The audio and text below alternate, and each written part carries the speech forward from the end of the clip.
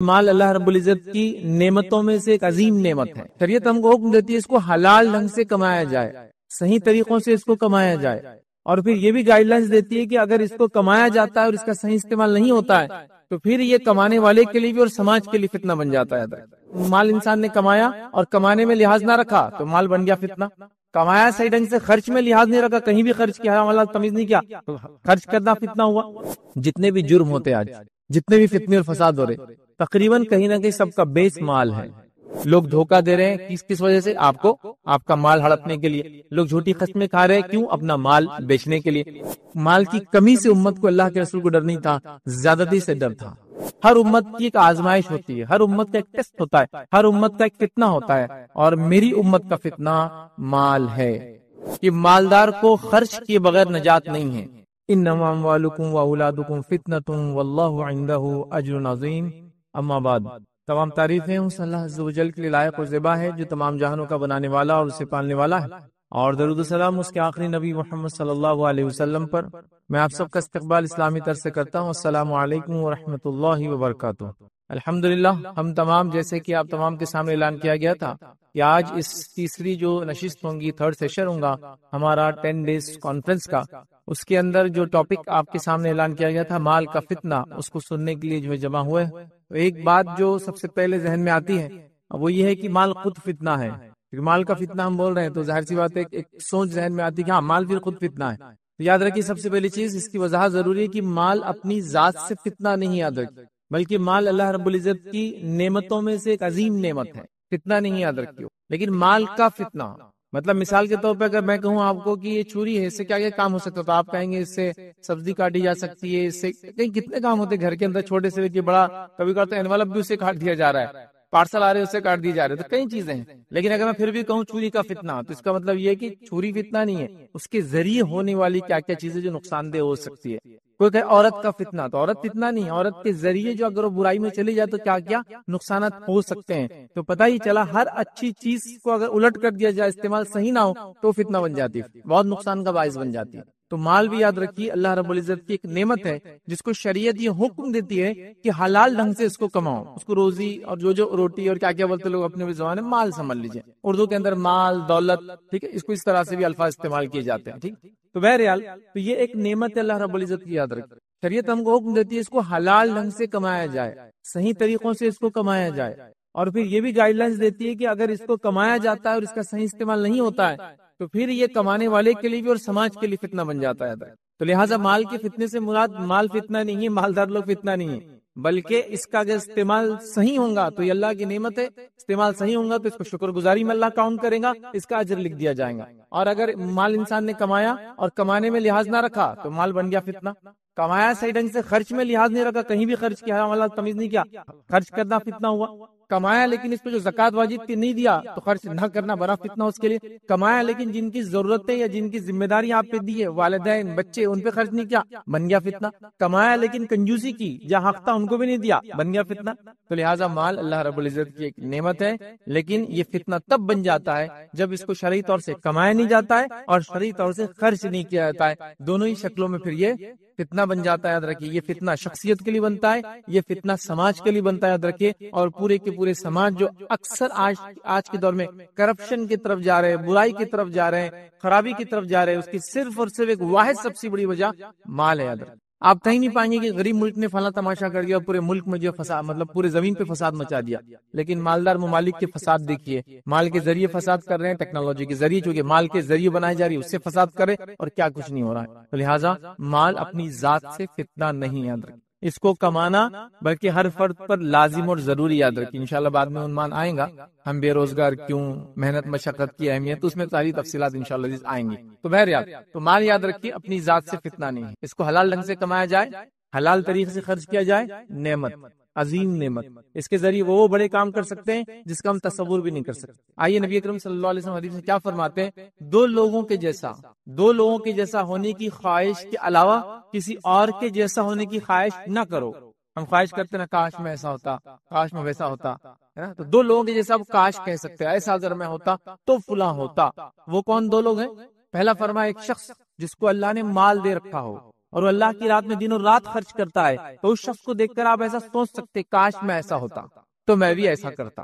ظاہر سی بات ہے، برائی کے لیے تو نہیں کہا جا سکتا کاش میں ایسا ہوتا اور ایسا کرتا۔ اور دوسرا فرمایا اللہ نے کسی کو علم دیا ہے دین کا اور اس کے مطابق عمل کرتا ہے، تو اس کو دیکھ کر بھی آپ کہہ سکتے کاش مجھے بھی ایسا علم ہوتا نا تو میں بھی ایسا عمل کرتا۔ تو دو لوگوں کے جیسا ہونے کی خواہش ہم کر سکتے۔ ظاہر سی بات ہے مال فتنہ نہیں ہے، اس کے ذریعے فتنے ہوتے ہیں، لیکن یہ تو مالدار انسان جو اللہ تعالیٰ میں خرچ کرتا ہے اس کے جیسا ہونے کی خواہش کر سکتے ہیں، آپ کو مسئلہ نہیں۔ نبی اکرم صلی اللہ علیہ وسلم کے پاس ننھے انس لائے گئے، جب لایا گیا تو نبی اکرم صلی اللہ علیہ وسلم کو دعا دی، اور دعا دینے کے اندر یہ دعا بھی شامل تھی اللہ انس کو خوب مال دے۔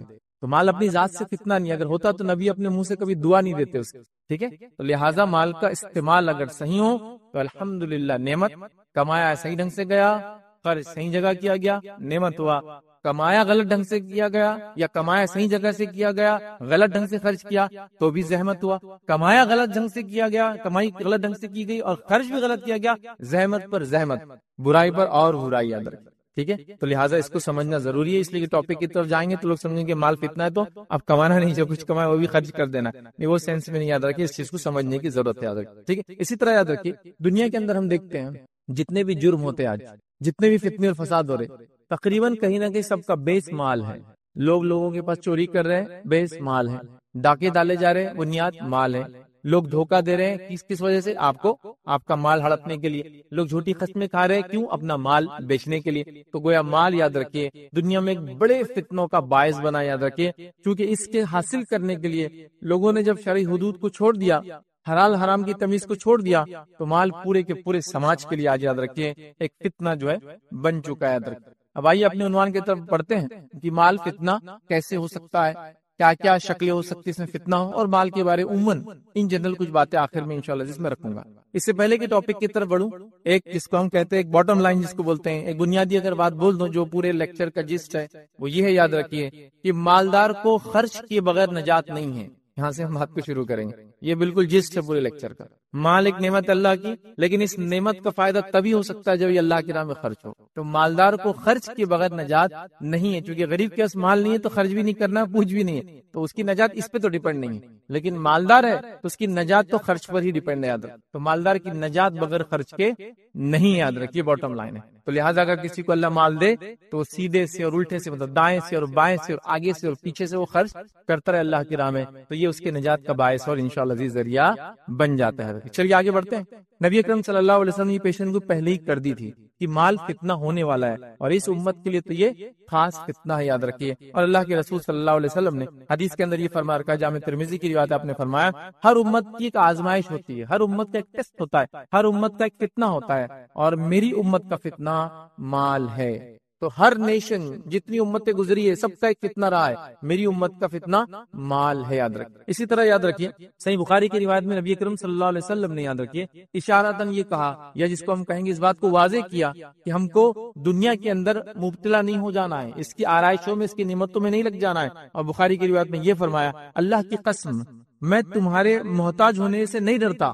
آپ صلی اللہ علیہ وسلم فرما رہے ہیں کہ اگر امت مسلمہ محتاج ہو جائے، محتاج سمجھے نا، پیسے وغیرہ کی کمی ہو جائے، دنیا کی کمی ہو جائے، تو آپ فرما رہے ہیں میں اس سے نہیں ڈرتا کہ امتوں کو نقصان ہوگا اس چیز سے۔ تو آپ فرما رہے ہیں کہ اللہ کی قسم میں تمہارے محتاج ہونے سے بالکل نہیں ڈرتا ہوں، بلکہ میں تو اس بات سے ڈرتا ہوں کہ دنیا تم پر کشادہ کر دی جائیں گی، اللہ دنیا تم پر کھول دیں گا۔ پھر فرماتے اور کہتے کر دی جائیں گی جیسے تم سے پہلے لوگوں پر کشادہ کر دی گئی تھی، پھر تم اس میں ایک دوسرے سے آگے بڑھنے لگو گے، پھر تم دنیا کو اپنا مقصد اور ہدف، ٹارگٹ سمجھ لو گے، ایم سمجھ لو گے، اور پھر ایک دوسرے سے اس میں آگے بڑھنے لگو گے۔ پھر فرمایا بڑھنے کی کوشش کرنے لگ جاؤں گے تو وہ تمہیں اسی طرح ہلاک کر دے گی جیسا پچھلی قوموں کو اس نے ہلاک کر دیا۔ تو آپ صلی اللہ علیہ وسلم نے وضاحت کر دی کہ مجھے ڈر ہے، مطلب آپ کہہ رہے ہیں کہ اگر تمہارے پاس مال نہ ہو، اس کی کمی ہو، تو مجھے کوئی ڈر نہیں امت سے، امت اس کی وجہ سے بگاڑ میں نہیں جائیں گے، لیکن مجھے ڈر ہے کہ تم پر دنیا اللہ تعالیٰ کھول دیں گا، اور جب دنیا کھول دیں گا تو تم ایک دوسرے سے دنیا میں ایک دوسرے کے پیچھے بھاگنے لگوں گے، اور جیسے اس مالوں نے اور دنیا کی چاہت نے پچھلی امتوں کو برباد کیا ہے، اس امت کو بھی یہ مال کی چاہت دین کے اوپر، یاد رکھیے، غلط طریقے سے یہ اس امت کو بھی برباد کر دینے والی ہے۔ تو پتہ چلا پچھلی قومیں بھی مال کی وجہ سے برباد ہوئی، یاد رکھیے یہ امت بھی ہوں گی۔ مال کی کمی سے امت کو اللہ کے رسول کو ڈر نہیں تھا، زیادتی سے ڈر تھا۔ اور آج ہم دیکھ رہے ہیں عموماً، یاد رکھیے جس دور سے ہم لوگ گزر رہے ہیں، تقریباً لوگ ہم یہ کہہ رہے ہیں کہ مال کی کمی، مطلب مہنگائی بڑھ گئی، فلاں ہو گیا، لیکن الحمدللہ اتنی مہنگائی میں بھی ہر وہ چیز جو پہلے نہیں خریدی گئی اب خریدی جا رہی ہے، لی جا رہی ہے، بیچی جا رہی ہے، بنائی جا رہی ہے، سب کچھ ہو رہا ہے نا۔ ابھی حالات دیکھیے، کوئی بھی بولیں گے ارے پہلے تو اتنا سستا تھا، فلاں چیز اتنی تھی، ٹھیک ہے چیزیں تو مہنگی ہوئی، لیکن کیا اس کا استعمال رکا؟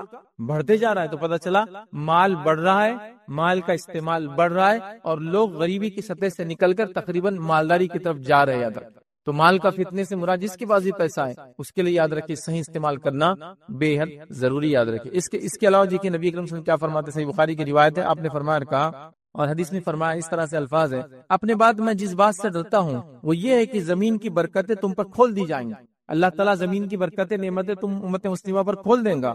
اور پھر آپ نے دنیا کی آرائش کا بیان شروع کیا، پہلے ایک بات بیان کی پھر دوسری بات بیان کی، مطلب دنیا تم پر کھول دی جائیں گی، اور اللہ کے رسول نعمتوں کو پھر ایک کے بعد ایک گنوانے لگے۔ راوی نے اس کو حدیث کے اندر گنوایا نہیں، وہ کیا کیا گنوایا گیا۔ پھر فرماتے اور کہتے ہیں کہ صحابی میں سے یا لوگوں میں سے کسی نے پوچھا، اے اللہ کے رسول کیا بھلائی سے برائی پیدا ہوں گی؟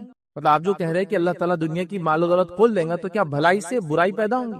پھر نبی اکرم صلی اللہ علیہ وسلم یہ بات میں خاموش ہو گئے۔ صحابہ کو لگا کہ نبی اکرم صلی اللہ علیہ وسلم پر وحی نازل ہو رہی ہے، اور وہ خاموش رہے تھوڑی دیر۔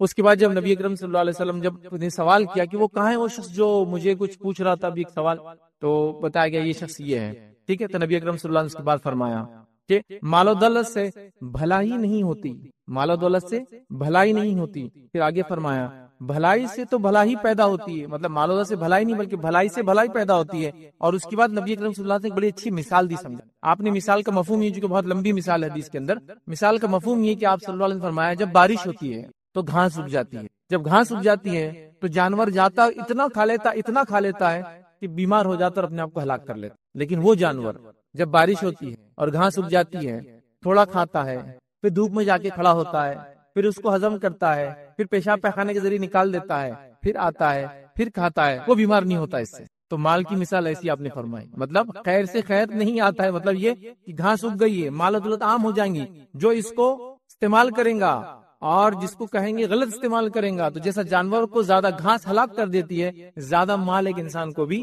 ہلاک کر دیں گا۔ اور جیسے ایک جانور کم کھا کر پھر دھوپ لے کر کھانا ہضم کر کے پیشاب پیخانہ کر کے اس کو ختم کرتا ہے، پھر تھوڑا کھاتا ہے، اگر ایسا ایک انسان کرے گا تو وہ نجات پالیں گا، وہ فائدے میں رہیں گا، یاد رکھیے، باقی لوگ فائدے میں نہیں رہیں گے۔ اور پھر نبی اکرم صلی اللہ علیہ وسلم نے اس حدیث کے اندر یہ بھی بیان کیا کہ وہ یتیموں پر خرچ کرے، مسکینوں پہ خرچ کرے، اللہ تعالیٰ کی راہ میں خرچ کرے، تو پھر وہ بچ جائیں گا۔ مطلب یہ ہے کہ جیسے جانور کھا رہا ہے، ہضم کر رہا ہے، پھر کھا رہا ہے، تو اس کا ہاضمہ بھی اچھا رہے گا، جانور بھی اچھا رہے گا۔ مال آ رہا ہے، خرچ کیا جا رہا ہے، صحیح جگہ خرچ کیا رہا ہے، پھر آ رہا ہے، پھر جا رہا ہے، تو اس سے کوئی فتنہ اور فساد نہیں ہوگا، یہ اس کا مفہوم ہے، یاد رکھیے۔ اسی طرح یاد رکھیے، کیونکہ مالداری کی بات ہو رہی ہے، تو میں جس کو کہیں گے سپر رچ پرسن کا ایک ایکسپیرینس آپ کے ساتھ جو ہے شیئر کرتا ہوں، جو انہوں نے جو ہے شیئر کیا، جو صحیح بخاری میں واقعہ لکھا گیا۔ یاد رکھیں، سپر رچ میں نے کیوں کہا؟ کیونکہ میں جس شخص کا تذکرہ کر رہا ہوں وہ صرف مالدار نہیں تھے، وہ ملینر بھی نہیں تھے، وہ اپنے زمانے کے بلینر تھے، ملٹی بلینر جس کو کہتے، مطلب بلینس آف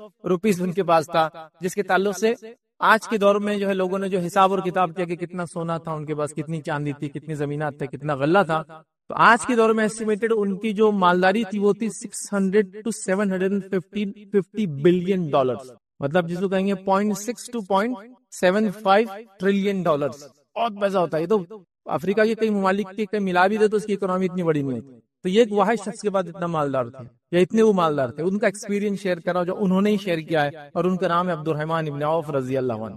یہ بہت مالدار صحابی تھے، یاد رکھیں، مطلب صحابہ مالدار بہت تھے، یاد رکھیں، غریب بھی تھے، لیکن مالدار صحابی کی بھی فہرست بنائی جا سکتی، جس میں عثمان ابن عفان، عبد الرحمن ابن عوف رضی اللہ عنہ، یہ سر فہرست بہت اس کو کہیں گے ٹاپ موسٹ لیول کے صحابہ جو مالداری میں تھے۔ تو یہ ایک مرتبہ بیٹھے تھے، اور روایت میں آتا ہے کہ ابراہیم بن عبد الرحمن کہتے ہیں، یہ ان کے بیٹے، اور کہتے ہیں کہ عبد الرحمن ابن عوف رضی اللہ عنہ کے سامنے ایک روز جو ہے کھانا لگایا گیا، آپ کو کھانا دیا گیا، تو کہنے لگے کھانا کھاتے کھاتے، مصعب بن عمیر جنگ جو احد میں شہید ہو گئے وہ مجھ سے زیادہ بہتر، کھانے کے وقت ہے، کھانا کھا رہے ہیں، کھانا دیا گیا، کہہ رہے مصعب بن عمیر مجھ سے زیادہ جو ہے آپ فرما رہے جو ہے جنگ جو احد میں شامل ہوئے اور شہید کر دیے گئے، وہ مجھ سے بہتر تھے، اپنے اسلام کے اعتبار سے، اپنے ایمان کے، مجھ سے بہتر تھے. پھر فرماتے اور کہتے ہیں لیکن جب ان کا انتقال ہوا تو ان کو ایک چادر نصیب. روایت میں آتا ہے کہ ایک ٹکڑا تھا کپڑے کا، سر پہ ڈالتے تو پیر کھلے رہ جاتے تھے، پیر کی طرف کھینچ دیتے سر کھل جاتا. تو اللہ کے رسول سے پوچھا کہ آپ صلی اللہ علیہ وسلم سے کہ اب کیسے دفن کرے؟ تو کہا کہ سر ڈھک دو اور پیروں پہ گھاس رکھ دو. تو سر ڈھک دیا گیا، پیر پہ گھاس ڈال دی گئی. اور یہ بھی بہت مالدار انسان تھے، یاد رکھیے واقعے کا وقت نہیں ہے، بہت مالدار.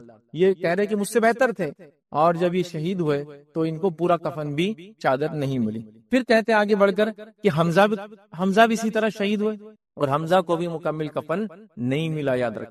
پھر اس کے بعد آپ کہنے لگے کہ نام لے کر کہا کہ وہ شہید ہوئے اور وہ بھی مجھ سے بہتر تھے، ان کو بھی کفن میں صرف ایک چادر، مطلب 3 چادر ہونا چاہیے، 3 کپڑا، تو ایک ہی چادر میسر ہوئی. میں ڈرتا ہوں کہیں ایسا نہ ہو کہ عیش اور آرام کا سامان ہمیں دنیا ہی میں دے دیا جائے. اور یہ کہہ کر آپ نے خوب رویا کہ کہیں عیش اور آرام کا سامان ہم کو دنیا میں اللہ نہ دے دے اور آخرت ہماری کہیں سے برباد نہ ہو جائے. اور یہ کہہ کر آپ خوب روئے. حالانکہ آپ خوب مالدار تھے، مطلب حد سے زیادہ آپ کے پاس مال و دولت تھا، لیکن آپ ڈرتے تھے کہیں مال و دولت غالب نہ جائے، کہیں اس کا فتنہ مجھ پر غالب نہ جائے، کہیں اس کی وجہ سے میں دنیا مبتلا نہ ہو جاؤں اور اپنی آخرت کو برباد کر دوں. حالانکہ مجھ سے افضل لوگ دنیا میں تھے اور وہ اتنی غربت کے اندر دنیا سے چلے گئے. ٹھیک ہے. بہرحال ایک جس کو کہیں گے ایکسپیرینس تھا، ایک بہت مالدار انسان کا میں نے چاہا آپ کے سامنے رکھوں مال کے تعلق سے. اب آئیے مال جو ہے کیسے فتنہ بنتا ہے، یقین کی حالات میں فتنہ بن سکتا ہے. بہت مختصر ہم لیں گے کیونکہ بعد میں کچھ جنرل باتیں بھی اس کے اندر آئیں گی مال کے تعلق سے. تو مال کب فتنہ بن جاتا ہے، چند باتیں یا چند مقامات آپ کے سامنے رکھتا ہوں، یاد رکھیے. سب سے پہلے مال فتنہ کب بنتا ہے اور کن لوگوں کے لیے بنتا ہے؟ جب مال کی محبت اللہ اور اس کے رسول کی محبت سے ایکسیڈ کر جاتی ہے، مال فتنہ بن جاتا ہے. مال کی محبت دلوں میں اتنی زیادہ آ جاتی ہے کہ پہلے مال کا خیال آتا ہے، پھر دین و ایمان کا خیال آتا ہے. جیسا مثال کے طور پر میں نے یہ پروڈکٹ بنا دیا، اب پبلک میں بیچنا ہے، ارے بھائی پروڈکٹ لیکن حلال نہیں ہے، ارے بعد میں سوچیں گے نا، پہلے بیچو. تو آپ نے اللہ اور اس کے رسول کی تعلیمات بعد میں، پہلے مال پیسہ آنے دو، پہلے بعد میں ساری چیزیں دیکھیں گے کیا ہوتا ہے، کس کو نقصان ہوتا ہے، کون مرتا ہے، کون جیتا ہے، پہلے پیسہ آنا چاہیے. تو جس نے پیسے کو اپنا معبود بنا لیا، عام زبان میں کہوں گا، پیسے کو کتاب و سنت پہ مقدم رکھا، مطلب قرآن و حدیث پہ مقدم رکھا، اللہ اور اس کے رسول سے زیادہ محبت اس سے کی کہ اس کے مطابق ساری چیزیں ہوں گی، جو یہ جس کے ذریعے آئیں گا اس کے ذریعے ہم کام کریں گے، یہ جس سے دور ہو رہا ہم بھی وہ کام کو چھوڑ دیں گے، پیسہ جو بولیں گا وہ کریں گے، پیسہ جہاں سے آئیں گا وہیں کریں گے. تو یاد رکھیے یہ سب سے پہلا یا سب سے پہلی وجہ ہے جس کی وجہ سے مال فتنہ بن جاتا ہے، جب اللہ اور اس کے رسول کی محبت سے زیادہ مال کی محبت دلوں میں ہو جاتی ہے. اور یہ میں افسوس کے ساتھ کہہ رہا ہوں، ہم لوگوں کے دلوں میں یاد رکھیے آج مال کی محبت سب سے افضل محبت ہے. ارے بھائی فلاں چیز آپ کر رہے ہو لیکن وہ زمین صحیح نہیں ہے، وہ فلاں کا حق تھا، وہ یہ کی گئی نہیں، وہ سب جانے دو، اس سے فلاں ہو رہا ہے نا تو مجھے کرنا ہے.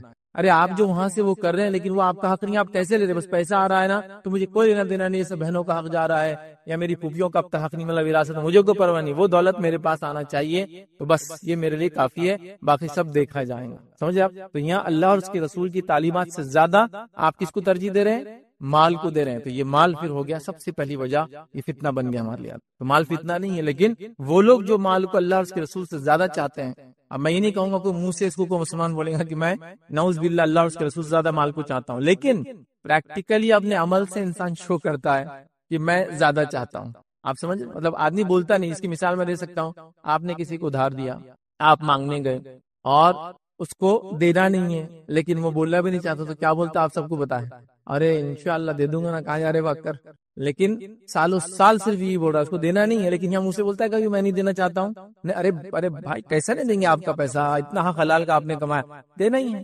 پتہ چلا 50 لوگ آ کے اس سے مانگتے اور 50 کو یہی بولتا ہے، تو دینا نہیں ہے، تو یہاں بولتا نہیں ہے. تو کوئی مسلمان نہیں کہیں گا میرے دل میں اللہ اور اس کے رسول سے نعوذ باللہ زیادہ محبت، مال کی محبت ہے. لیکن پریکٹیکلی عمل سے پتہ چلتا ہے اتنی زیادہ گھر کر گئی ہے کہ زکات نکالنے کو مشکل نظر آ رہا ہے. زکات تو مال کا سب سے پہلا حق، یاد رکھیے، واجب اور فرض، یہ مالی عبادت ہے، یاد رکھیے. صدقات اس کے بعد نفلی عبادت ہے، یاد رکھیے. لیکن وہ بھی نکالنا مشکل جا رہا ہے، یاد رکھیے. اس کو بھی ہیلے اور بہانے تلاش کیے جا رہے ہیں، یاد رکھیے. اور عجیب و غریب چیزیں بہرحال ہو رہی ہے. تو یہ مال ایسے شخص کے لیے پھر فتنہ بن جاتا ہے، یاد رکھیے. اور اللہ رب العزت نے جو میں نے شروعات میں آیت تلاوت کی یہی فرمایا کہ تمہاری اولاد اور تمہارا مال تمہارے لیے آزمائش ہے، ایک ٹیسٹ ہے، ایک فتنہ ہے، یاد رکھیے. تو اللہ اس کے رسول سے زیادہ مال کی محبت دلوں میں آج کل ہمارے ہو گئی، یاد رکھیں. آئیے صحیح مسلم کی روایت ہے، نبی اکرم صلی اللہ علیہ وسلم فرماتے اور کہتے ہیں اگر ابن آدم کے لیے سونے کی ایک وادی دے دی جائے، اس میں اللہ کے رسول مال کی محبت بتا رہے ہیں کیسی ہوتی ہے، وہ کیسا گھر کر لیتی ہے اور کتنی عجیب ہوتی ہے. اگر ابن آدم کے لیے سونے کی ایک وادی ہو تب بھی وہ دوسری وادی کی خواہش کریں گا،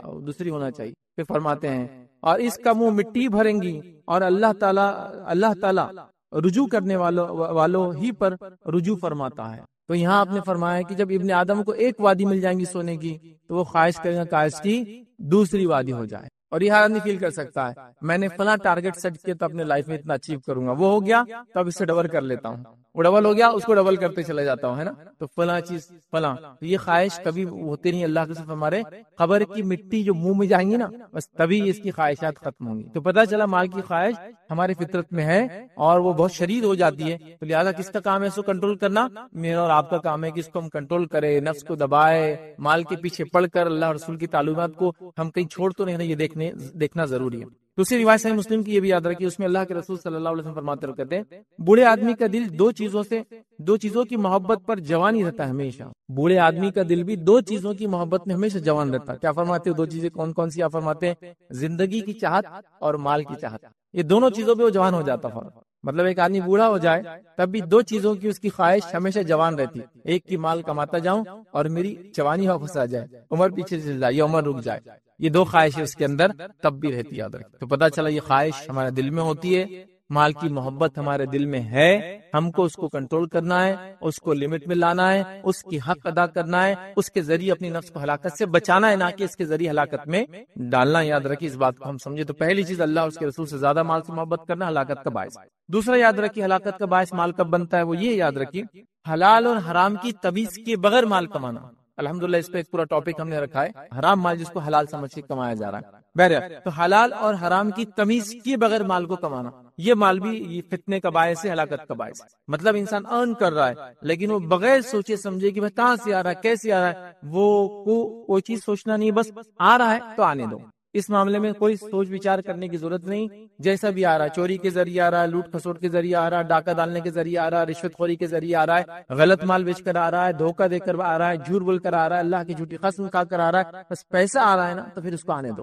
بغیر حلال اور حرام کی تمیز کیے کہ مال کو حاصل کرنا یہ فتنہ ہے، یہ میرے اور آپ کے لیے ہلاکت کا باعث ہے۔ اور اکثر ہمارے یاد رکھیے محنتیں ہو رہی ہے لیکن رانگ ڈائریکشن میں۔ میں آپ کو اگر ایک سوال کروں کہ ایک دروازہ جس پہ پل لکھا ہوا ہے کھینچو اور اس کو پوری رات بھی پش کریں گے تو اس سے کچھ فائدہ ہوگا؟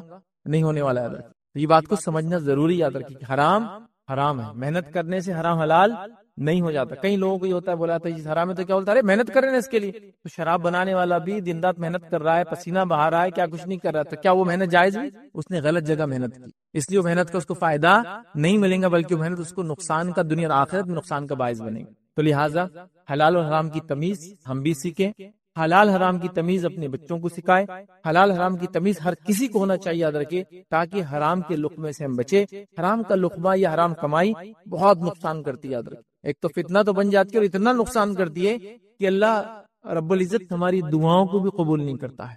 صحیح مسلم کی روایت ہے، نبی اکرم صلی اللہ علیہ وسلم فرماتے ایک شخص ہے اور وہ گم گیا، کچھ نہیں اس کے پاس، مطلب آدمی کی حالت کیا ہوگی، اور اس کے سر کے بالوں میں اور داڑھی میں سب دھول بھر گئی، پاکستان میں دھول بہت اڑتی ہے، دھول بھر گئی، پراگندہ اس کے سر کے بال اور داڑھی کے بال ہے، اور وہ اپنے دونوں ہاتھ کو اٹھا کر یا رب یا رب دعا کرتا ہے، اے میرے رب اے میرے، مطلب مدد کی گہار لگاتا ہے کہ میری مدد۔ اللہ کے رسول فرماتے ہیں کہ اللہ تعالیٰ فرماتا ہے میں اس کی مدد کیسے کروں، میں اس کی مدد کیسے کروں، اس کا کھانا حرام، اس کا پینا حرام، اس کا پہننا حرام، کیونکہ کمایا حرام تو پھر کھایا بھی حرام اور پیا بھی حرام اور پہنا بھی حرام، تو میں کیسے اس کی دعائیں قبول کروں؟ تو دعائیں قبول نہیں ہوتی، یاد رکھیے حرام کمائی کی وجہ سے۔ ٹھیک ہے، خیر حرام کمائی کے نقصانات کیا تو ٹاپک نہیں ہے، لیکن یہ نقصان ہوتا ہے اس کا۔ تو ہم مال کے فتنے میں جب مبتلا ہوتے ہیں، جب حلال اور حرام کی تمیز ہم چھوڑ دیتے، یاد رکھیے صحیح بخاری کی روایت ہے، نبی اکرم صلی اللہ علیہ وسلم فرماتا لوگوں پر ایک وقت آئیں گا کہ آدمی پرواہ نہیں کرے گا کہ اس نے کس طریقے سے مال حاصل کیا ہے، حلال طریقے سے یا حرام طریقے سے۔ ایک زمانہ آئیں گا، اللہ کے رسول صلی اللہ علیہ وسلم پریڈکٹ کر چکے تھے کہ آدمی کیسے کمائیں گا، وہ اس کی تمیز نہیں کرے گا، چاہے حلال سے آؤ حرام سے آؤ، اصل چیز ہوگی مال آتا رہے، پیسہ ڈراپ ان ہوتا رہے، اکاؤنٹ فل ہوتا رہے، بس اصل ہے۔ اور یہی مال کی ہوڑ نے آج اکثر لوگوں کو انسانیت کے قتل کرنے پر، ان کو برباد کرنے پہ آمادہ کیا ہے۔ کتنی ایسے ذرائع جو حرام ہے لیکن وہ مسلمانوں میں اس کو بیچا جا رہا ہے، اس کو بنایا جا رہا ہے، اس کو کھایا جا رہا ہے، اس کو پیا جا رہا ہے، اور کرنے والے کو نصیحت کر دو، کہتا نہیں بھائی پیسے آ رہا نا جب تک تو چیزیں چلنے دو، بعد میں دیکھا جائے گا۔ یا پھر ایک غلط سوچ، وہ سوچ کا ازالہ بھی کرتا ہوں، یہ ہے کہ اگر میری انکم حرام ہے اور میں اس کو زیادہ سے زیادہ اللہ کے راہ میں خرچ کروں تو وہ کمپنسیٹ ہو جائیں گی. تو اللہ تعالیٰ یاد رکھیے حرام کو پسند ہی نہیں کرتا, حرام صدقہ بھی قبول نہیں کرتا. لہٰذا کچھ لوگوں کی تھاٹ ہوتی ہے نا تو رشوت لے لوں گا تو ادھر صدقہ بھی کر دوں گا. رشوت لینا ہی حرام ہے, صدقہ بعد میں دیکھا جائے گا چونکہ وہ قبول ہی نہیں ہوتا, چونکہ وہ حرام طریقے سے کیا گیا. یہ بات سمجھنا ضروری یاد رکھیے. یہ دو شخص تھے, آگے ایک انار لے کر ایک شخص جا رہا تھا, تو ایک شخص نے کیا کیا, انار کی ٹوکری میں سے ایک انار اٹھا لیا, اور دوسرے شخص نے کہا بھائی یہ تو چوری ہے, آپ نے انار اٹھا لیا. تو کہا ارے دیکھو ابھی کیا کرتا ہوں. اچھا کیا کرتے, آگے جا کے اس نے فقیر کو دیا اور کہا دیکھو یہ فقیر کیا انار لے کر کھا سکتا تھا, نہیں نا, تو میں نے اس کی مدد کی. لیکن انہوں نے کہا یہ تو ٹھیک ہے تم نے اس کی مدد کی, لیکن پہلا جو کام کیا چوری, وہ تو حرام ہے نا. ہم کیا کر رہے ہیں, نہیں ٹھیک ہے حرام تو ہے لیکن اس کو ایڈجسٹ کر لیں گے, نہیں وہ تو ٹھیک ہے اللہ کے راہ میں خرچ کر دیں گے, مسجد تعمیر کر دیں گے. کیسا ہوں گی مسجد تعمیر, کیسے آپ کسی یتیم اور غریب کو پیسہ دے سکتے, وہ قبول ہی نہیں ہوتا ہے. ٹھیک ہے اس کو تو اس کا فائدہ ہو جائے گا, لیکن آپ کا جو ہے صدقہ قبول نہیں ہوا, یاد رکھیں. تو لہٰذا حلال اور حرام کی تمیز کے بغیر مال کمانا, یہی مال یاد رکھیے میرے اور آپ کے لیے فتنے کا باعث بنتا ہے, یاد رکھیے. اسی طرح یاد رکھیے مال یاد رکھیے جو ہلاکت کا باعث بنتا ہے, جو فتنہ بنتا ہے, اس میں تیسری شکل یاد رکھیے فضول خرچی کرنا. ٹھیک ہے ایک انسان نے حلال ڈھنگ سے کمایا, رائٹ سورسز سے اس نے ارن کیا, لیکن اسپینڈنگ, ہم مسلمانوں میں سے میں یہ تو نہیں کہوں گے اکثر لوگ حرام کماتے, الحمدللہ امت بہت سوچ سمجھ کے کماتی ہے, لیکن آج جو جگہ خرچ ہو رہا ہے وہ بغیر سوچے سمجھے خرچ ہو رہا ہے. یہاں تو اسپینڈنگ میں تو حرام میں ہم جا رہے ہیں. ٹھیک ہے میں نے بہت محنت سے ارن کیا, محنت سے کمایا, الحمدللہ بہت اچھی بات ہے, لیکن خرچ میں ہم بالکل نہیں سوچ رہے. ایک قلیل تعداد جو حرام کما رہی ہے, حلال اور حرام دونوں جگہ خرچ کر رہی ہے, لیکن ایک بڑی تعداد جو الحمدللہ حلالی کما رہی ہے لیکن خرچ میں کوئی تمیز نہیں کر رہی ہے. تو یاد رکھو جیسا حلال کمانا ضروری ہے ویسے حلال خرچ کرنا بھی ضروری. تو آج خرچ صحیح جگہ نہیں کیا جا رہا ہے, عام زبان میں فضول خرچی میں ڈالا جا رہا ہے, اور نہ جانے کہاں کہاں یاد رکھیے کن کن جگہوں پر مال کا استعمال ہو رہا ہے, اور یہ مال میرے اور آپ کے لیے یاد رکھیے ہلاکت کا باعث بن جا رہا ہے. یاد رکھیے اللہ رب العزت نے قرآن میں فرمایا اور کہا, سورہ اعراف سورہ نمبر 7 آیت نمبر 31 میں اللہ فرماتا اور کہتا ہے کلوا واشربوا ولا تسرفوا. اللہ فرماتا اور کہتا ہے کھاؤ اور پیو اور اسراف مت کرو, بیجا خرچ مت کرو. ٹھیک ہے, اللہ تعالیٰ بیجا خرچ کرنے والوں کو پسند نہیں کرتا. تو بیجا خرچ کرنا, اسراف کرنا شریعتاً حرام ہے. تو ایسے لوگوں کے لیے بھی مال فتنہ بن جاتا ہے جو الحمدللہ ارننگ تو حلال جگہ سے کر رہے ہیں, لیکن اسپینڈ کے اندر, خرچ کرنے کے اندر کوئی تمیز نہیں رکھ رہے ہیں, اور جہاں چاہے وہاں خرچ کر رہے ہیں. میں تو اتنی مثالیں اس کی آج دے سکتا ہوں, بس جہاں چاہے من مانے ڈھنگ سے خرچ کر رہے ہیں. مطلب جس کو میں کہوں گا جو نہیں ہے وہ بھی خرچ کر رہے ہیں. فضول خرچی تو تب ہوں گی جب ہے اور خرچ کر رہے.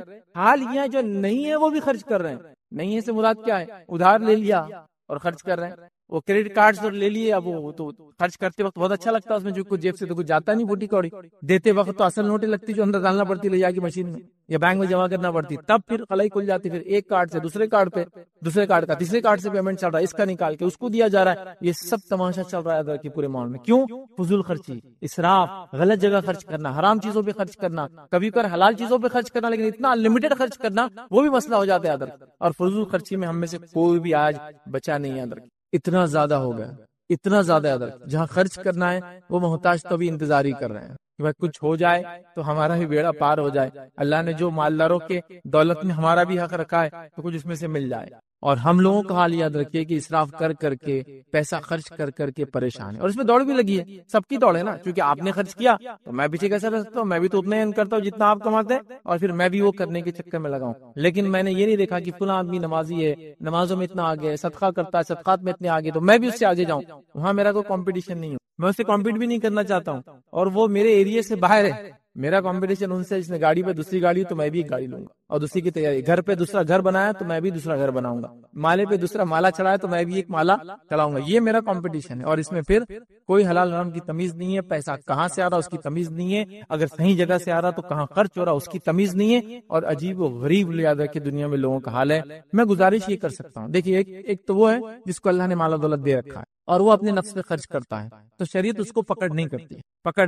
لیکن اس شخص کو بھی میں نصیحت کروں گا, اگر اس میں سے بھی وہ زیادہ اپنے اوپر نہ خرچ کرتے ہوئے ان مصارف پہ, ان جگہوں پہ خرچ کرے جہاں مستحقین اور لوگ ضرورت مند ہیں, تو اس کے لیے سونے پر سہاگا ہے. ایک تو کمایا بھی حلال, خرچ بھی حلال کر رہا ہے, لیکن حلال خرچ میں سوچ رہا ہے کہ نہیں یہاں نہیں کرتا ہوں, چلو اس کو دے دیتا ہوں. اس کا بیڑا پار کر دیتا ہوں، اس کی مدد کر دیتا ہوں، یہ چیز بنا دیتا ہوں، یہ کر لیتا ہوں، دنیا اور آخرت میں کام آئیں گے انشاءاللہ، یہ کرتا ہوں، یہ اس کے لیے افضل اور بہتر ہے، افضل اور بہتر ہے، یاد رکھے۔ لیکن ٹھیک ہے، اس کے لیے جائز ہے، اگر وہ خرچ کرنا چاہے اپنے نفس پر تو وہ کر سکے۔ لیکن دوسرا وہ انسان جو کما نہیں رہا ہے اتنا، پھر وہ ادھار لے کر یہ کام کرتا ہے، تو یہ مال تو یقیناً اس کے لیے بہت بڑا فتنہ بن جاتا ہے۔ اور آج کل یہ ہو رہا ہے کہ وہ فلاں شخص نے کیا تو میں کر رہا ہوں، تو دیکھیے اس کی انکم الگ ہے، وہ اللہ نے اس کو مال و دولت دے رکھا ہے، وہ جہاں یہاں خرچ کرتا ہے تو اللہ کی راہ میں بن مٹی کئی جگہ خرچ کرتا ہے، تو تم ایسا اس کے ساتھ کمپیٹ کر ہی کیوں رہے ہو؟ ابھی ایک نیا فلسفہ چلا ہے، فلسفی چلی، وہ کیا ہے کہ اللہ تعالیٰ نے اگر سب کو برابر بنا دیا ہوتا تو کتنا اچھا ہوتا تھا نا، تو یہ مسئلے ہی نہیں ہوتے تھے، غربت اور مالداری اور فلاں اور فلاں۔ تو آئیے میں چھوٹی سی بات آپ کو بتاتا ہوں کہ اللہ تعالیٰ اگر سب کو برابر بنا دیتا، کچھ لوگ کبھی کبھار تو نعوذ باللہ کوستے بھی تقدیر کو، کیا اللہ تعالیٰ نے ایسا کیا، تو اگر سب کو برابر بنا دیتا کیا دنیا میں حال ہوتا؟ اس کے لیے میں ایک چھوٹی سی مثال دوں گا۔ بہت پہلے جب میں چھوٹا تھا تو ایک کارٹون میں نے دیکھا تھا، اس کارٹون کی مثال دیتا ہوں، اس میں ایک اچھا واقعہ بتایا تھا۔ اس میں ایک جن رہتا، کارٹون ہے میرا، جن رہتا اور جن کے ساتھ اس کا ایک دوست رہتا طوطا۔ اب ہوتا یہ کہ وہ جن اور طوطا اچھے دوست رہتے تھے۔ ایک بار طوطا بولتا تیری جو طاقت ہے اتنی زیادہ ہے، اگر میرے پاس ہوتی نا تو میں تو فلاں فلاں فلاں فلاں کر دیتا ہوں۔ جن احساس کمتری میں آ جاتا ہے اور اپنی طاقتیں تھوڑی ایک دن کے لیے طوطے کو دے دیتا ہے، جاؤ جو کرنا ہے کرو۔ اب طوطے میاں نکلتے ہیں اور بس جادو کی چھڑی، لوگ آتے پیسہ چاہیے پیسہ چاہیے، اتنا پیسہ کیوں بولتے شہر میں پیسہ برس جائے تو ہیرے برس رہے، موتی برس رہے، پیسے برس رہے، لوگ اس کو لوٹ رہے۔ اب یہ ہو گیا تھوڑے دن، ایک دو گھنٹے بعد ایک آدمی آتا بیمار رہتا ہے، بھائی میرے گھر میں بیمار ہے، کوئی اس کو اٹھا کے لے کے چلو، تو دوسرا بولتا میں بھی تو تیرے اتنا مالدار ہوں، ہر آدمی ایسا پیسے ہاتھ میں سونا چاندی ہیرے لے کے گھوم رہا ہے ایک کپڑا خریدنے، لیکن وہ بڑا 2 لاؤ ایسے بھر کر، کیونکہ کیا ہو گیا، پیسہ ڈی ویلیو ہو گیا، پیسے کے عام ہونے سے اس کی ویلیو ختم ہو جاتی، معلوم اس کا ٹیسٹ ختم ہو جاتا ہے، اس سے دنیا چل ہی نہیں سکتی ہے۔ یہ سسٹم دنیا کا چلیں گا نہیں جب تک مالدار اور غریبی والا سسٹم نہیں چلے گا۔ یہ اللہ نے اپنے حکمت سے بنایا ہے، غریب کو غریب اس کے گناہوں کی وجہ سے نہیں بنایا، اور مالدار کو مالدار اس کے نیکی کی وجہ سے نہیں بنایا، دونوں کو ایک دوسرے کے ٹیسٹ بنایا۔ مالدار سے غریبوں کو ٹیسٹ کر رہا ہے، غریبوں سے مالدار کو ٹیسٹ کر رہا ہے، یہ اس کی ٹیسٹنگ ہے۔ یہ سب مالدار ہو گئے تو پھر اس کے بعد پورے شہر کے لوگ جمع ہوتے اور طوطے کو اتنا مارتے اور اس کو بولتے واپس جس کے پاس صلاحیت تھی جن کی اس کو دے دو، اور جن پھر اس کو واپس کی صلاحیت مل جاتی۔ تو گویا ایسا ہو ہی نہیں سکتا ہے دنیا میں۔ تو اب اصل چیز تو یاد رکھیے، خرچ خرچ خرچ، ریکویسٹ کروں گا خرچ کو صحیح جگہ، اللہ نے دیا بھی ہے تو احتیاط کر کے اپنے لمٹ میں رہ کر آس پاس کے حالات کو دیکھتے ہوئے زیادہ سے زیادہ اس پہ خرچ کرے۔ لیکن جائز ہے، میں سے انکار نہیں کروں کہ آپ مالدار ہیں تو آپ کے لیے خرچ کرنا جائز، لیکن فضول خرچی سے بچنا بے حد ضروری۔ اب فضول خرچی کی بات ہے تو یہاں یہ بات ہی بتا دو، فضول خرچی کا پیمانہ سب کے لیے برابر نہیں ہوتا۔ اگر آپ پوچھیں گے فیض بھائی 100 روپے خرچ کرنا فضول خرچی ہے کہ ہوٹل میں جا کے، تو کسی کے لیے ہاں بھی ہو سکتا ہے اور کسی کے لیے میں نہ بھی جواب دے سکتا، کیونکہ فضول خرچی کا پیمانہ اس کے انکم پر اور اس کی حیثیت پر ڈیپینڈ ہے۔ جیسے مثال کے طور پر ایک مالدار انسان 5 اسٹار ہوٹل میں جائے 10,000 کا کھانا کھائے، کبھی کبھار اس کے لیے فضول خرچی نہیں ہو سکتی، سمپل نہیں ہو سکتی۔ لیکن وہیں میں پوری زندگی لگا دوں، اس کی ٹوپی اس کے سر پہ ڈالوں اور فلاں کروں اور پھر جا کے وہاں کھاؤں، یہ فضول خرچی میں آ گیا۔ تو آپ کہاں اس نے بھی 10,000 خرچ کیا، میں نے بھی 10,000 خرچ کیا، میرے 10,000 خرچ کرنے کو فضول خرچی میں کاؤنٹ کر رہے آپ، اس کے 10,000 کو جائز بول رہے۔ اللہ نے اس کو جو مال و دولت دی تھی اس کے اعتبار سے خرچ کر رہا ہے۔ جیسا صحابہ میں ایسے صحابہ بھی تھے جن کی محلات تھے، ایسے صحابہ بھی تھے جن کی جھوپڑیاں بھی تھی، نہ انہوں نے ان کو تانا مارا نہ انہوں نے ان کو کچھ بولا، دونوں خوشی خوشی رہ رہے تھے۔ سمجھ رہے ہیں بات کو؟ تو لہٰذا جس کے پاس جو انکم ہے اس کی وجہ سے ایکسپینس رہیں گا، وہ مسئلہ نہیں ہے۔ فضول خرچی یاد رکھیے اس کا پیمانہ ہر کسی سے بدلیں گا۔ تو آپ سمجھ لیجیے آپ کے لیے کیا فضول خرچی ہو سکتی ہے، جیسا سب کچھ لگا کے میں فلاں چیز لینا چاہتا ہوں، ایک گاڑی، سب کچھ زندگی کا لگا دیا اس کے لیے، کیا ضرورت ہے وہ بھی کسی اور کو بتانے کی، بڑا عجیب معاملہ ہے۔ تو فضول خرچی میں ہم لوگ بہت ایک دوسرے سے کمپیٹ کر رہے ہیں۔ میں گزارش کروں گا آپ نیکی میں کمپیٹ کریں، صحیح جگہ خرچ کرنے میں کمپیٹ کریں، اور یہاں اچھا یہاں کوئی دوسرے کو کمپیٹ کرنا بھی نہیں چاہتا۔ ایسا فار ایگزامپل میں آ گیا ایک مالدار حلقے میں رہتا ہوں، سمجھو ایلیٹ کلاس میں ہوں، بہت مالدار لوگ شہر کے رہتے ہیں، تو حالت یاد رکھیے کہ مالدار ہو کے بھی ہم سب غریب ہیں، مطلب اس حلقے کے اندر بھی، کیونکہ ہر کسی کی نظر دوسرے کے اوپر ہے خالی۔ مالداری اصل کیا ہوتی ہے معلوم آپ کو، یہ بات بھی بتا دوں، مالداری نفس کی مالداری ہوتی ہے۔ آپ نے کہا الغنا غنا نفس، دل سے مالدار ہونا چاہیے آدمی نے، پیسے سے نہیں ہوتا آدمی مالدار کو بھی دل سے ہوتا ہے۔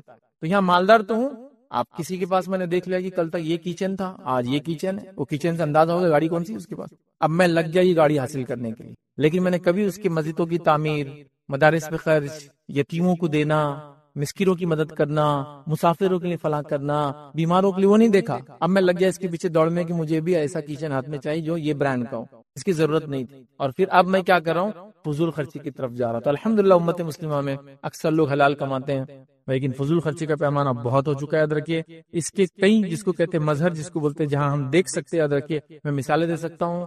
ہمارے لباس، ہمارے گاڑی، ہماری شادی بیاہ، ہمارے خام و خواہ کے آؤٹنگز کے خرچ اس لمٹ میں اور اس حد پہ ہو گئے جس کی کوئی امتحان نہیں. اننیسری چیزوں کو بس مہینے 2 مہینے 4 مہینے سال بھر میں بدلنا گیجٹس کو، اس لیے کہ بھائی نیا گیجٹ آ گیا تو پھر کیسا ہوں گا.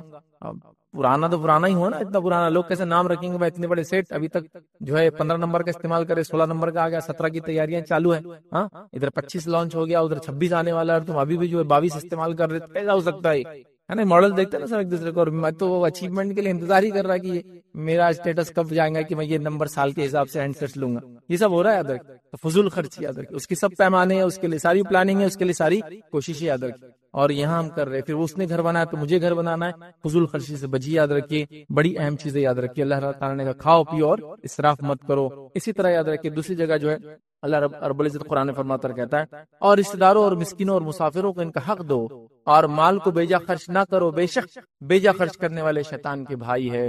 اور اللہ رب العزت فرماتا ہے اور شیطان اپنے رب کا ناشکرا ہے، تو لہٰذا بیجا خرچ کرنے سے ہم کو منع کیا گیا. اسی طرح اللہ کے رسول صلی اللہ علیہ وسلم فرماتے کہتے ہیں ایک شخص رسول اکرم صلی اللہ علیہ وسلم کی خدمت میں حاضر ہوا اور اس نے عرض کیا کہ میں فقیر ہوں، میرے واسطے کچھ بھی مال وغیرہ موجود نہیں ہے اور ایک یتیم بچے کی جو ہے میرے اوپر کفالت ہے. تو آپ صلی اللہ علیہ وسلم فرمایا کہ پھر کفالت ہے، اس کے پاس اگر یتیم میں کچھ پیسہ ہے تو اتنا لے لے جتنے کی تجھے ضرورت ہے. یاد رکھیے اور اس سے زیادہ نہ لینا، ٹھیک ہے، کیونکہ وہ فضول خرچی میں آ جائیں گا. مطلب جو حد ہے اتنی تم لے لو، اس سے زیادہ نہیں لینا ورنہ وہ فضول خرچی میں آئیں گے. یاد رکھیں. آئیے آگے بڑھتے ہیں. تو فضول خرچی سے ہم نے دیکھا یہ بھی ایک وجہ مال فتنہ بن جاتا ہے. چوتھی چیز یاد رکھیے مال خرچ نہ کرنا اور کنجوسی کرنا، یہ بھی مال کا فتنہ ہے. آپ کے پاس مال و دولت ہے، ایک ہے فضول خرچ اسپینڈ تھرفٹ، وہ برباد کر رہا ہے، مال جلا رہا ہے، دوسرا ہے خرچ ہی نہیں کر رہا ہے. اور بخیلی کے اندر خاص طور سے زکوٰۃ کا نہ دینا، اور بخیلی کے اندر خاص طور سے اللہ نے جن کے حق رکھے وہ نہیں رکھنا، یہ بخیلی ہے. ایک انسان اگر اپنے مال کی زکوٰۃ نکالتا ہے اور اللہ نے جن کے حق رکھا ہے دیتا ہے تو اس کو آپ کنجوس نہیں بول سکتے. پھر وہ کفایت شعر ہے. اس کے بعد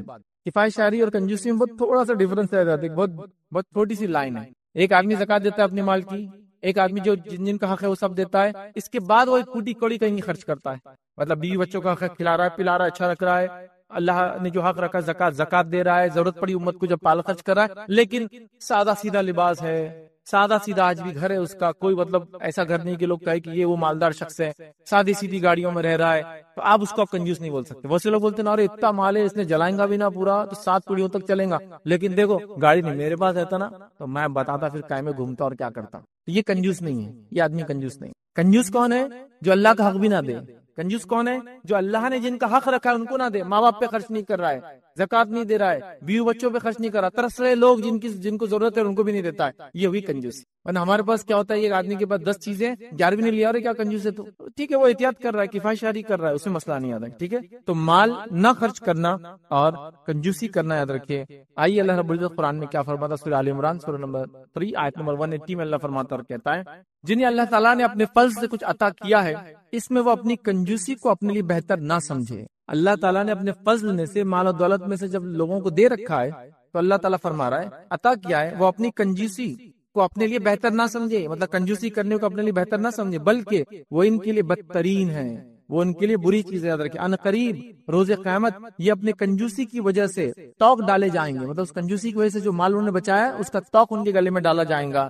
آسمان اور زمین کی وراثت اللہ کی ہے اور جو کچھ تم کر رہے ہو اللہ تعالیٰ اس سے باخبر ہے. تو اللہ تعالیٰ فرما رہا ہے کنجوسی نہ کرے، ورنہ اگر وہ کنجوسی کریں گے جن کا حق ہے نہیں دیں گے اللہ تعالیٰ اس مال کو گلے میں لٹکائیں گا. قرآن کی آیتوں میں یہ کہ جو سونا اور چاندی جمع کرتے ہیں اور اس کو اللہ کے راہ میں خرچ نہیں کرتے، جہاں خرچ کرنا زکوٰۃ نہیں دیتے، یہ سونے چاندی پگھلا کر ان کی پیشانیوں پر، ان کے پہلوؤں پر اور ان کے سائڈ سے، مطلب اس کو نیچے پیچھے ہر طرف ان کو سونے اور چاندی ڈالی جائیں گی. خاص طور سے وہ لوگ جو زکوٰۃ نہیں دیتے ہیں تو یہ سونے چاندی کے تعلق سے زیادہ کہ جو مال و دولت کی زکوٰۃ نہیں دیتے اور کنجوسی کرتے ہیں ان کا تو بہت بدترین حال ہے. اور مال کی زکوٰۃ نہ دینا کنجوسی کی وجہ سے کسی بھی اور وجہ سے یاد رکھیے مال کی محبت کی وجہ سے یہ تو اتنے بڑے فتنے کا باعث ہے کہ باقی سارے لوگوں کو عذاب حساب و کتاب کے بعد ہونے والا ہے. لیکن جو زکوٰۃ نہیں دیتا تھا اس کا حال یہ ہوگا جب حساب اور کتاب چلیں گا تو وہ 50,000 ایئرز تک اس کو عذاب دیا کنٹینیوس جاتا رہے گا اور پھر اس کا حساب الگ ہونے والا ہے. مطلب میں نے نماز نہیں پڑھی تھی، حساب و کتاب ہو رہا ہے، سزا مل رہی ہے. زکوٰۃ نہیں دی تھی تو حساب و کتاب لوگوں کا چالو ہے، جب تک لوگوں کا حساب کتاب چالو ہے تب تک بھی سزا مل رہی ہے. آنکھ تپایا جا رہا ہے، سونے اور چاندی کو پگھلا کر چہروں پر اور جسم پر ڈالا جا رہا ہے۔ وہ جانور جن کی زکات نہیں دی گئی، انسان کو لٹا دیا جائے گا، جانور موٹے تازے ہو جائیں گے اور اس پر اتنے 50,000 سال تک دوڑتے رہیں گے، اس کے اوپر سے دوڑیں گے۔ اور جانور کا آپ اگر بکری کا کھر بھی آپ کے پیر پہ لگ جائے نا کبھی، اتنی عجیب تکلیف ہوتی ہے، حالانکہ اس کا وزن زیادہ نہیں ہوتا، لیکن چونکہ وہ ماس بڑھ جاتا ہے، اس کا ویٹ پورا اتنے کھروں پہ رہتا ہے، تو وہ اس سے رونتے ہوئے جائیں گے۔ تو زکات نہ دینے والا، مال کی کنجوسی کی وجہ سے، یا جس کو ہم کہیں گے اس کا حق ادا نہ کرنے کی وجہ سے، اس کا تو حال یہ ہے کہ ابھی دوسروں کو تو سزا حساب و کتاب کی بات ملیں گی، حساب و کتاب چل رہا ہے تو اس کو سزا ملنا چالو ہو جائیں گے۔ اسی طرح مال کے تعلق سے جس کی زکات نہیں دی جاتی ہے، ادر کے جو فتنہ بنے گا، اللہ کے رسول صلی اللہ علیہ وسلم فرماتے ہیں یہ جو مال ہے اس کے لیے ایک سانپ بن کر آئے گا، اور یہ گنجا سانپ ہوگا، مطلب سانپ کے زہر کی وجہ سے اس کے سر پہ کچھ روئیں ہوتے ہیں لیکن وہ بھی جھڑ جاتے ہیں، اس کے پوائزن کی وجہ سے اس کے سیل باڈی کو بھی ڈسٹرکشن ہوتا ہے، اور وہ اس کے گلے میں ہوگا اور وہ اس کو ہونٹوں پر ڈسیں گا اور کہے گا انا کنزک انا مالک، میں تیرا خزانہ ہوں، میں تیرا مال ہوں، اور ڈستا رہیں گا ادھر۔ تو یہ عذابات یہیں سے شروع ہو جا رہے ہیں، آخرت میں حساب و کتاب سے پہلے بھی عذاب مل رہا ہے۔ تو مال کے معاملے میں کنجوسی نہیں کرنا چاہیے، خاص طور سے اللہ نے جن کا حق رکھا ہے۔ ایسے میں کئی لوگوں کو جانتا ہوں کنجوسی اتنی نفس پہ آ جاتی ہے اسی کوئی امتحان ہے، اور ایک عجیب و غریب کنجوسی رہتی ہے مالدار لوگوں کی۔ کبھی کبھار میں نے دیکھا اے سی لگا ہوا لیکن چالو نہیں کر سکتے، گاڑی ہے لیکن چلا نہیں سکتے، فون ہے لیکن مس کال دینا چاہیے، دیکھا آپ نے ایسے لوگوں کو؟ تو یہ تو ایک عجیب نیکسٹ لیول کی کنجوسی ہے کہ اللہ نے سب کچھ دے رکھا لیکن اپنے نفس کو چھوڑ کے سب پہ خرچ کرنا ہے۔ پھر پتا چلا جناب ایسی کنجوسی کر کے چنے کھا کے زندگی گزار کر چلے گئے، بچوں نے ان کے مرتے 2 سال میں پوری وراثت کو ٹائٹا فش کر دیا۔ کیا فائدہ ہو اتنا کما کے؟ اپنے لیے استعمال کرتا مال، اپنے لیے فائدہ اٹھا لیتا، کنجوسی نہ کر کے جہاں جہاں خرچ کرنا دے دیتا، دے کے اپنے لیے تیاری کر لیتا، آخرت کی تیاری۔ دیکھیے مال کے ذریعے آخرت کی بہت آسانی سے انسان تیاری کر سکتا ہے، جو غریب کے لیے وہ کام کرنا مشکل، لیکن وہی مال جب ملتا ہے آدمی خرچ نہیں کرتا ہے تو فتنہ ہی بن جاتا ہے، اتنی بڑا عذاب بھی ہو جاتا ہے۔ تو یہ بڑی اہم بات ہے، تو لہٰذا نفس کی کنجوسی سے ہم نے بچنا چاہیے، اور اللہ نے جو مال دیا اس کو صحیح جگہ خرچ کرنا چاہیے، فضول خرچ بھی ہونا چاہیے، صحیح جگہ ہونا چاہیے، سب سے پہلے اللہ کی راہ میں جس میں زکوٰۃ آ گئی جو فرض ہے، اس کے علاوہ صدقات اور خیرات، اس کے ساتھ ساتھ سب سے پہلے اگر انسانوں میں حق ہے تو والدین پر، اس کے بعد بیوی اور بچوں پر، اور اس کے بعد کے رشتہ دار، اور اس کے بعد کے رشتہ دار جن جن کا حق یاد رکھیے سب کا دینا چاہیے۔ آئیے 5ویں جگہ یاد رکھیے جہاں جہاں مال فتنہ بن جاتا ہے ہمارے لیے یاد رکھیے، وہ ہے کثرت مال کی وجہ سے تکبر آ جانا، کثرت مال کی وجہ سے لوگوں کو حقیر سمجھنے لگ جانا۔ دیکھیں کسی کے پاس مال ہے وہ استعمال کرے کوئی برائی نہیں، لیکن وہ استعمال کرے اور دوسروں کو نیچا سمجھے، وہ بہت بڑا مسئلہ، تکبر آ جانا ہے۔ اور اکثر ہم دیکھتے ہیں مال انسانوں میں تکبر لاتا ہے، جس کی ایک جیتی جاگتی مثال قرآن میں موجود تھی، وہ کون سی ہے؟ قارون کی مثال۔ قارون کو اللہ نے بہت مال و دولت دے رکھی، مطلب قارون شاید ان لوگوں میں سے تھا جو کنگز کو فائنینس کرتے، بادشاہوں کو فائنینس کرتے ہیں، ہوتے ہیں نا کنگ میکر رہتے ایسے لوگ، دکھتے نہیں کچھ نہیں لیکن اتنا مال و دولت کی ملکوں کی حکومتوں کو ہلا دیتے، فلاں کر دیتے، شاید کنگ میکر تھا قارون، بہت خزانہ، اتنا مال و دولت کہ اس کے خزانے کی جو ہے جو کیز تھی، چابیاں تھیں، ایک جماعت اٹھایا کرتی، مطلب کچھ لوگ لگتے تھے اٹھانے کے لیے۔ اب ایسا بھی نہیں کہ لاک اس زمانے میں 1 ٹن کا رہتا تو چابی 500 کلو کی، ویسا نہیں تھا، سمپل لاک اینڈ کیز جیسے آج ہوتے، وہ تھوڑے بہت اور بڑے اور وزنی ہوتے تھے، لیکن ایک جماعت اس کی چابیوں کو اٹھاتی تھی۔ کتنا رچ ہوں گا، سپر رچ، اور جب نکلتا تھا وہ تو پورا شہر نکل کے اس کو دیکھتا تھا، مطلب جب وہ گھر سے نکلتا تھا تو ایک جلوس ہی نکلتا تھا اس کے ساتھ، کیونکہ بڑے مالدار لوگوں کے ایک اپنے نخرے اور ٹھاٹ ہوتا ہے، تو پورا جلوس نکلتا تھا کہ لوگ متاثر ہو رہے تھے اس سے، اثر لے رہے نوجوان اور بچے دیکھ کر کے جو قارون نکل رہا ہے کہ ایسا ہونا چاہیے، زندگی تو یہ ہے۔ لیکن جب موسیٰ علیہ السلام کو اللہ نے کہا جاؤ مال کا حق لو قارون سے، اور جو ہے قارون سے، جب موسیٰ علیہ السلام کو کہا احسن کما احسن اللہ الیک، احسان کر ویسا لوگوں پر جیسا اللہ نے تجھ پر احسان کیا ہے، مطلب جو مال تجھے دیا دوسروں پہ خرچ کر، تو کہا اللہ کا احسان، یہ تو میری عقل کی کمائی ہے، یہ میں نے محنت سے کمایا ہے۔ پھر اللہ رب العزت نے کیسا عذاب دیا اس کو، قیامت تک کی عبرت بنا دیا، اس کا مال، اس کے گھر اور جائیداد، اس کی شخصیت کے ساتھ اس کو اللہ نے زمین میں دھسا دیا، برباد اور جو اس کو ہلاک کر دیا۔ تو یہ مثال ہے ہمارے سامنے، تکبر تھا اس کو اپنے مال کا۔ تو آج مال کیا کر رہا ہے؟ تکبر لا رہا ہے۔ دیکھیے اب اچھی اچھی گاڑیاں استعمال کیجیے، کوئی بات نہیں، اچھی اچھی گھڑیاں استعمال کیجیے، کوئی بات نہیں، اچھے اچھے کھانے کھائیے، کپڑے پہنیے، کوئی مسئلہ نہیں، دوسروں کو حقیر مت سمجھیے، اپنے آپ کو ان سے افضل مت سمجھیے۔ پرابلم یہ ہوتا ہے جب ہم کیا کریں دوسروں کو حقیر سمجھ رہے اس استعمال سے، یہ بڑا پرابلم۔ اچھا وہ لوگ جن کو یہ چیز نہیں ملی ہے وہ کسی کے استعمال سے ان کو متکبر خود سے ڈکلیئر نہ کرے، یہ بھی بڑا مسئلہ رہتا۔ جس کے پاس مال نہیں ہے وہ سیلف بتا کے یہ متکبر ہے، اس نے کیسا تکبر؟ اس کی اتنی مہنگی گھڑی کیوں پہنا؟ مہنگی گھڑی پہننے سے اس کا تکبر ظاہر نہیں ہوتا ہے، یاد رکھیں۔ اگر وہ مہنگی گھڑی پہن کر اپنے آپ کو آپ سے افضل سمجھ رہا ہے جب وہ متکبر ہوا، اگر وہ ایسا نہیں سمجھ رہا بھائی گھڑی ہے بس میں نے پہنا ہوا، آپ کیوں سمجھ رہے، تو یہ میرا مسئلہ ہے۔ تو یہ بھی ایک مسئلہ ہوتا ہے کہ ہم خود ڈکلیئر کریں کون متکبر ہے کون نہیں، یہ آپ نے ڈکلیئر میں نہیں کر سکتا، وہ دل کی کیفیت، وہ دل کی کیفیت، لیکن یہ ہو جا رہی ہے. بچوں کے اندر آ جا رہا ہے میرا باپ اتنا مالدار ہے، باپ کے اندر آ جا رہا ہے کہ میں اتنا مالدار ہوں، بیوی بچے اس کے اطراف میں سب متکبر ہوتے چلے جا رہے ہیں. تکبر نہیں کرنا چاہیے، تکبر نہیں کرنا. کیوں نہیں کرنا ہے تکبر؟ خاص طور سے سنیے، متکبر لوگوں کو اللہ رب العزت جو ہے اللہ کے رسول فرماتے حدیث کے اندر جہنم میں ڈالیں گا. تو کیسے ڈالیں گا معلوم؟ جہنم متکبرین کو ان کو چونٹی بنا دیں گا. دنیا میں اکڑتے تھے نا، تو اللہ چوٹیوں کے اتنے چھوٹے چھوٹے جسم دے دیں گا ان کو، اور چوٹی بنا کے جہنم میں ڈالیں گا، چونکہ وہ تکبر کرتے، بڑا سمجھتے تھے. اور تکبر کیوں نہیں کرنا چاہیے؟ حدیث قدسی ہے، نبی اکرم صلی اللہ علیہ وسلم فرماتے اور کہتے ہیں تکبر اور عظمت یہ اللہ کی جو ہے یہ چادر ہے. اللہ فرماتا ہے حدیث قدسی ہے کہ تکبر اور عظمت، بڑائی، یہ اللہ کی چادر ہے. ٹھیک ہے. اور پھر اللہ تعالیٰ فرماتا ہے جو دونوں میں سے کوئی ایک بھی کام کریں گا میں اسے جہنم میں ڈالوں گا. تکبر اللہ کا حق ہے، اس نے اتنی بڑی کائنات بنائی، وہی ایک ذات ہے جو لائق ہے کہ وہ تکبر کرے، باقی کوئی نہیں کر سکتا. کچھ بھی نہیں کیا ہم نے. تو حالات یہ ہے کہ سڑک پہ چل رہے تھوڑا سا پتھر آ گیا، منہ کے بل گرے، دانتا بھی توڑ لیا، منہ بھی پھٹ گیا پورا. اتنی بھی حیثیت نہیں ہے کہ بھائی چل رہے تو زمین میں گڑا ہو جا رہا ہے. اتنے بڑے سیٹ ہے کہ چلتے زمین میں گڑا ہو جاتا. بلڈنگ سائڈ دے دیتی ان کی گاڑی کو کہ ہٹ جاؤ انہوں آ رہے. کچھ بھی نہیں ہوتا، نتی کچھ چینج نہیں ہوتا آپ کے لیے، ہے نا. تو اس میں کچھ اسپیشل کچھ بھی، ایک نعمت ہے جو زیادہ دی، مال کی دے دی، کسی کو جسم کی دے دی، کسی کو عقل اور علم کی دے دی. سب کو الگ الگ نعمت دی اللہ تعالیٰ نے. اس کو سمجھیے آپ. تکبر مت کی. تو تکبر، کبریائی، بڑائی، عظمت اللہ کی چادر ہے، یاد رکھیے یہ. اور جو بھی یہ کام کریں گے یاد رکھیے، چادر سمجھتے نہیں، ایک آدمی ہے وہ چادر اوڑھ کے جا رہا ہے، آپ سے چادر پکڑیں گے، کتنا برا رہا، رسپانس دیتا ہے آپ کو، جوابی کاروائی کریں گے. تو یہ اللہ کے لیے لائق ہے. اب اگر میں یہ کام کرتا ہوں تو میں اللہ کی حدود میں گھس رہا ہوں. نتیجہ کیا ہوگا؟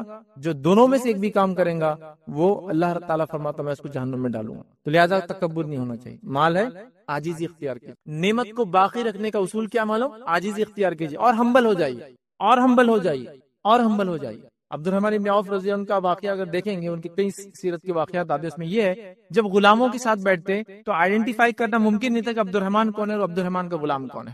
اتنے سادہ رہتے، مطلب یہ نہیں کہ پھٹے کپڑے پہن کے غلاموں کے جیسے رہ رہے، بٹ غلام کھا رہا ہے تو بھی ساتھ کھا رہے اس کے. اب کون آئیڈینٹیفائی کریں گے کوئی غلام کے ساتھ کھانا کھا سکتا مالک؟ دیکھ رہے ہیں آپ، یہ عاجزی تھی. مالا دولت ایک نیکسٹ لیول پر، عاجزی ایک نیکسٹ لیول پر.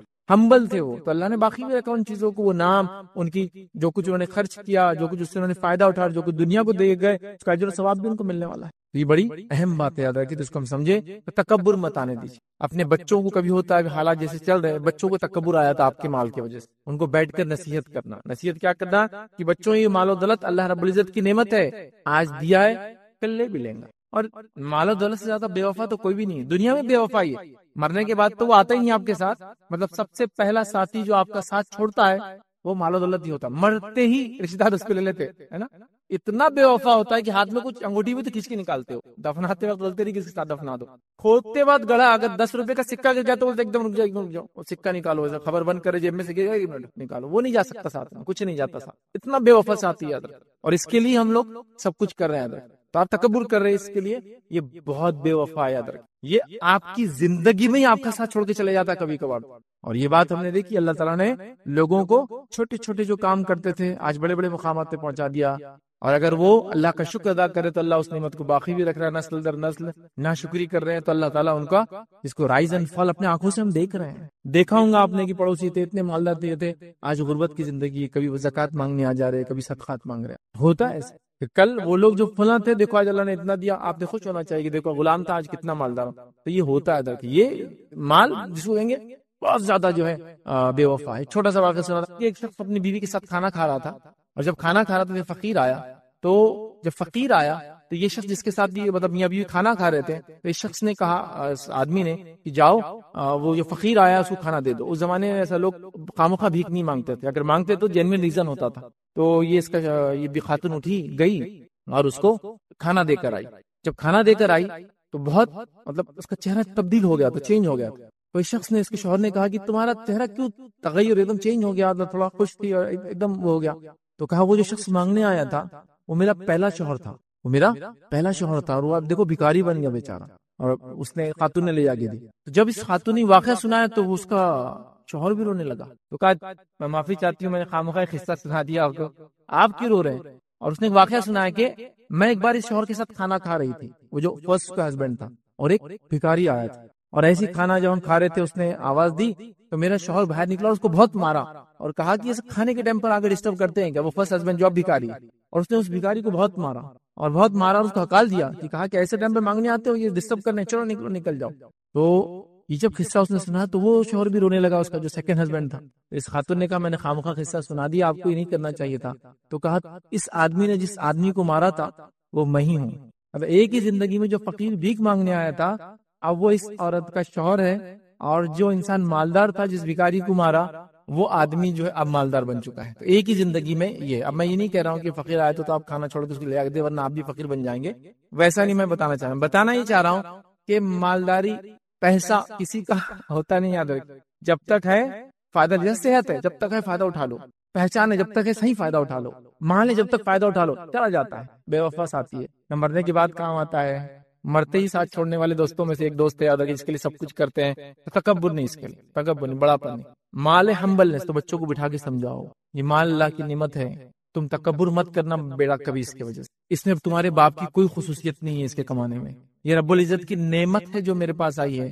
یہ ہو سکتا ہے رہے یا ہو سکتا ہے چلی جائے، ہے تو فائدہ سب مل کے اٹھا لو. کیسے فائدہ اٹھائیں؟ اپنے پہ خرچ کر کے نہیں بچوں، اس کو دوسروں پہ خرچ کر کے، اپنے آپ کو دوسروں سے افضل نہیں سمجھ کے، اس کی وجہ سے دوسروں سے رشتہ نہ توڑ کے، اس کی وجہ سے خون خرابے سے بچتے، اس کی وجہ سے دھوکہ دھڑی ہم کبھی نہیں کریں گے کیونکہ یہ بے وفا چیز ہے، ٹھیک ہے. اور لہٰذا حلال وہ کریں گے بچوں کو ورنہ ہم نے دیکھا بہت سارے لوگ ہیں ماشاءاللہ مالدار ہے، اللہ نے بڑی عاجزی بھی دی ان کے اندر، لیکن اللہ کا بندہ ہی عاجز ہے، نہ بچے عاجز ہے نہ ان کے گھر میں عورتیں عاجز ہے. کیوں؟ ان کو تکبر کا نشہ چڑھا ہوا ہے سب.